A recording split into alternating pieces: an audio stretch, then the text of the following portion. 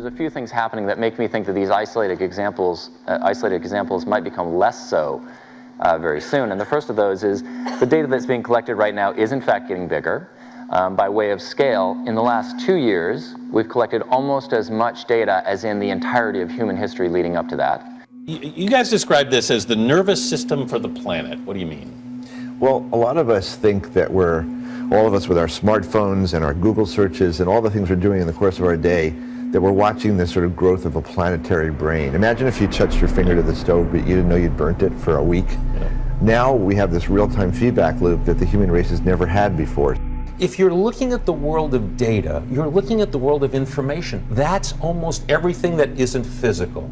The industrial world is the physical world, the data world is everything else. And it affects every one of us every day. We're all being predicted. Do you think people understand how much of our lives are being collected? What else do we not know? We're now collecting exabytes and petabytes of data, and we're looking through that data set using incredibly powerful algorithms to see what we would never see before. Every powerful tool has a dark side, every last one.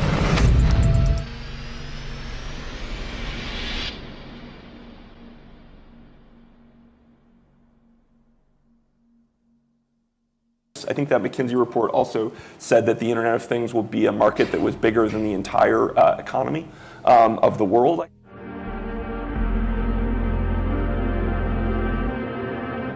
But it's fair to ask companies, as they build out the Internet of Things, to not be creepy.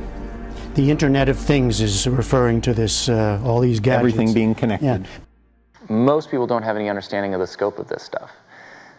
Now, my background's in IT, specifically IT security. But as an example, it turns out in the US, just to give you an example, and only 14% of people understand that their web surfing history is being tracked. Now, for me, that's a little bit like discovering that 86% of the United States population still believe in the Easter Bunny. It's a little terrifying because it means that the conversations we're having here today put us all in an extraordinarily elite group in understanding the potential damages.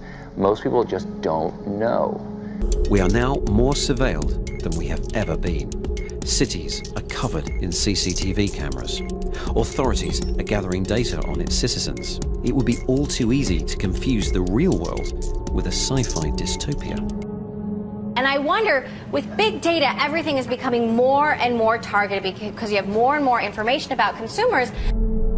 I think that's exactly right. I think that what we're seeing today is that we can use predictive analytics to know a lot about the people that we're targeting. In the movie Minority Reports, the pre-crimes unit race to arrest would-be offenders before they have a chance to commit their crimes. Now, they use psychics, but it turns out something similar is being attempted using big data. The Vancouver Police Department is the first police agency in Canada to implement predictive policing technology. And that information can turn a city into a digital world, allowing officers to essentially predict crime.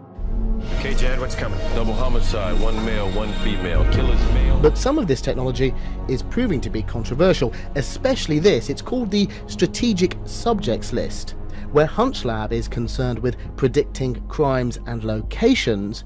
This list is concerned with predicting crimes and individual people. Well, interestingly, earlier this week I spoke to DJ Patil. Now, until recently, he was President Obama's chief data scientist. I asked him about this. This is what he said. I have many deep concerns about the process of these things. The fundamental one is the transparency of the algorithm. And so what was interesting is that, of course, when we are looking more specifically at automation and algorithms and the questions around it, of course there are many difficulties in identifying how, in many different cases, where automation or algorithms are actually used and take place.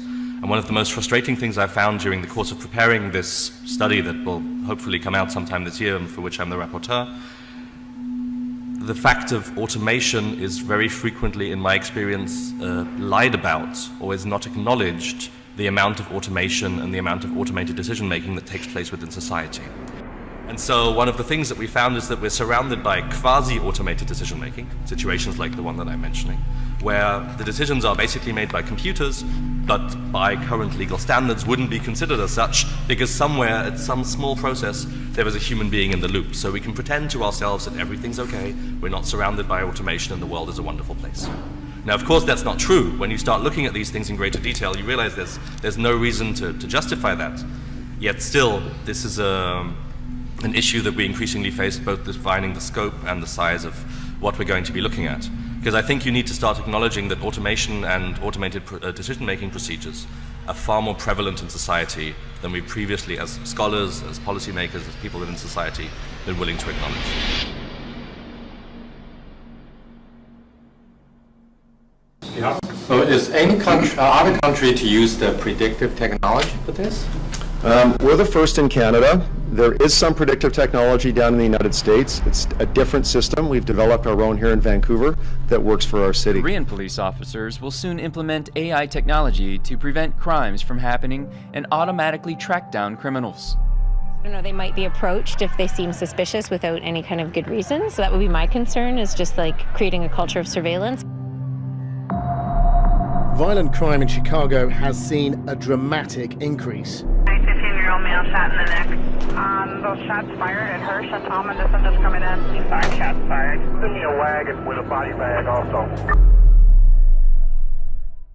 The response from Chicago's police department is a new initiative driven by technology, which aims to predict where crimes are likely to occur.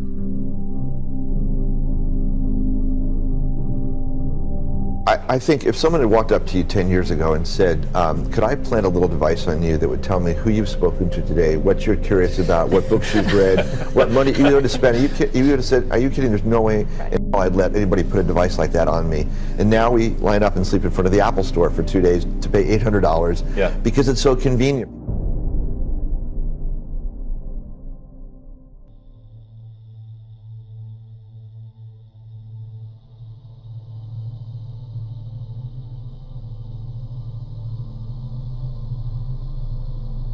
What is your take on the Chinese government publicly ramping up its efforts in AI? This is a clear directive coming from the top ranks of the Chinese government saying we want to be the global leader in this area.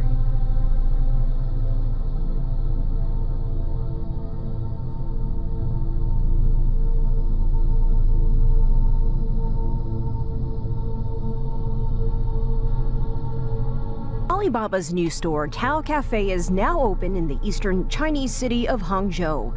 Customers scan a QR code from their phones when they walk out. When they leave, facial recognition technology identifies the customer and their accounts are automatically charged.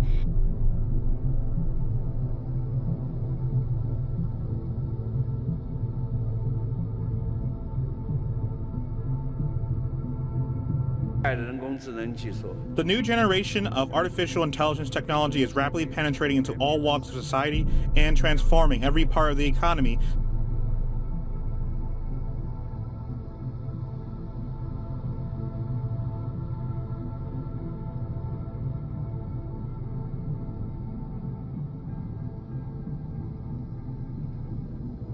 I think we live in a world now where highly sensitive information are all over the place. They are accessible to a large number of actors without our knowledge or consent. We are surrounded by vulnerable connected devices and networks. And the last point is our interaction, our very intimate lives are increasingly shaped by decisions that are made by inherently opaque artificial intelligence. The store is part of a new artificial intelligence town in Hangzhou. We are not going to make a store that everyone is already familiar with. The truth is, the cafe needs to be redefined. Supermarkets need to be redefined. The next thing is that big data can personalize everything. This I talked a little bit in my last book, but it turns out that it's coming true in lots of ways that I hadn't necessarily expected. So, my son Jesse is 10 years old, and I've been working on this project for the last year and a half, and he often wanders in the kitchen late at night after the kids are gone to bed and I'm sitting there working, and he came in a few months ago and he said, Dad, every time you're on the phone, you're always saying this thing, big data. What is big data?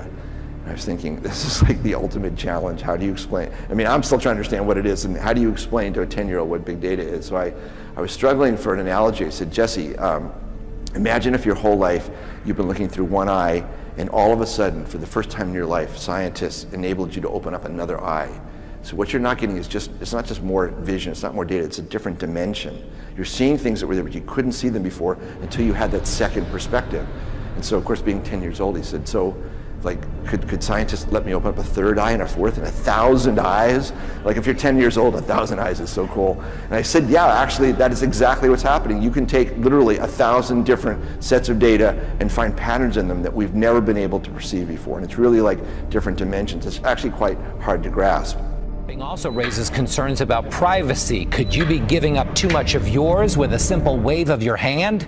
To implant chips like these in the hands of volunteers among its workforce.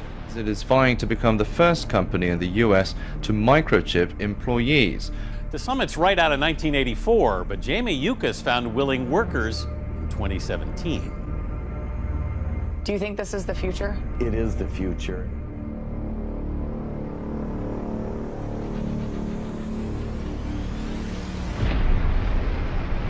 You don't get one side without the other. When there's a new tool, it can be used for good or evil.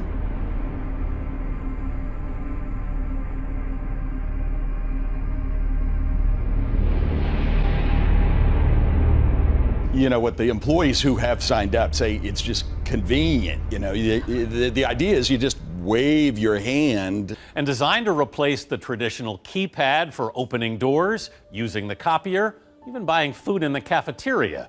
To be able to purchase it. But what if there was a way that you wouldn't have to do any of that? It sounds a bit like a plot point in a dystopian novel. Right. That whole, I know it's very futuristic, I get it, but I think what's wrong with just taking out your card? But good for them. I think it's the wave of the future, that we'll all have implanted chips that have our medical records. The question now is what do we do from here? And the answer, I think, is that we do what we are doing here now. We talk to each other, we try and figure out how to get other people to talk about it, and we try and get society at large to recognize that this is a critical issue. Now there's, I think, a really critical timeline on all of this. Right now, only about 1/3 of the planet is online. So that's us and a few other people. The remaining 2/3, however, are coming online in the next 5 to 15 years, which is an incredibly short period of time.